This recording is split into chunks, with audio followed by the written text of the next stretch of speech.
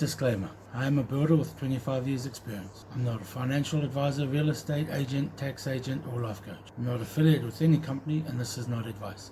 This content is shared for education and reflection only. All data is public and used in good faith for community education and for my personal use under the Odinn Foundation's housing mission. Do your own research and please seek licensed, legal, financial, real estate, or tax guidance before making any decisions. To the men and women who served, thank you. Your sacrifice shaped our nation, and your legacy lives in every street, suburb, and foundation. Hey, it's Odinn here, and welcome to Forgotten Foundation Series Part 4, the 80's, from shelter to speculation. Here we go. The dream starts to shift. By the 1980s, the great Australian dream had matured, and this is the start of the building blocks that will change how we see real estate forever. Housing was no longer just about shelter, family, or legacy. It became a financial instrument, a way to leverage debt, chase capital gains, and build wealth through property.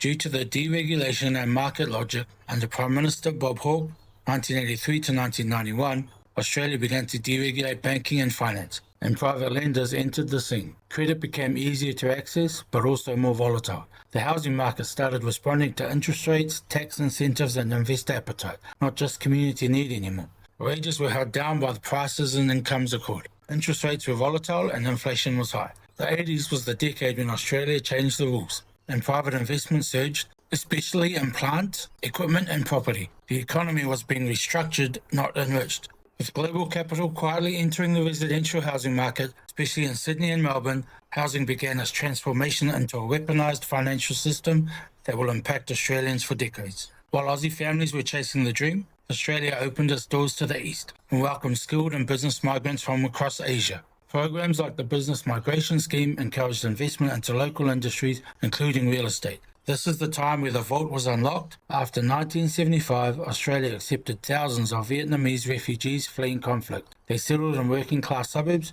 like Cabramatta, Footscray, Springvale, bringing culture, resilience, and community. Unlike the post-World War II European migrants who helped build the golden age of home ownership, Vietnamese families arrived into a different economy. Rising interest rates, declining public housing, and the early stirrings of speculation. Australia's identity was shifting. Thanks to migration and multiculturalism, suburbs once defined by Mediterranean influence were now seeing a new face. Asian grocers, noodle shops, and spice markets began to redefine the rhythm of the streets. Vietnamese, Chinese, and Thai communities brought new recipes, resilience, and new rituals. Housing wasn't just shelter, it became a vessel for culture and prosperity. Suburbs became assets. Investors bought up homes, subdivided blocks, and flipped properties. Rents rose, first home buyers were priced out. Families who once built communities were now competing with portfolios.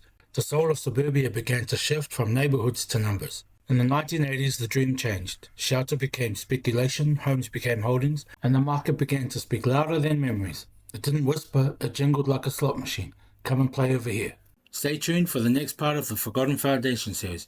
If this mission aligns with you, should you accept, then come, let's build this together. If you are asking why am I doing this, because I am no ordinary man. This is my purpose, in loving memory of my beautiful boy Amra. So follow the journey, share the spark. Thank you for your likes, thank you for your time. And you know how we close this.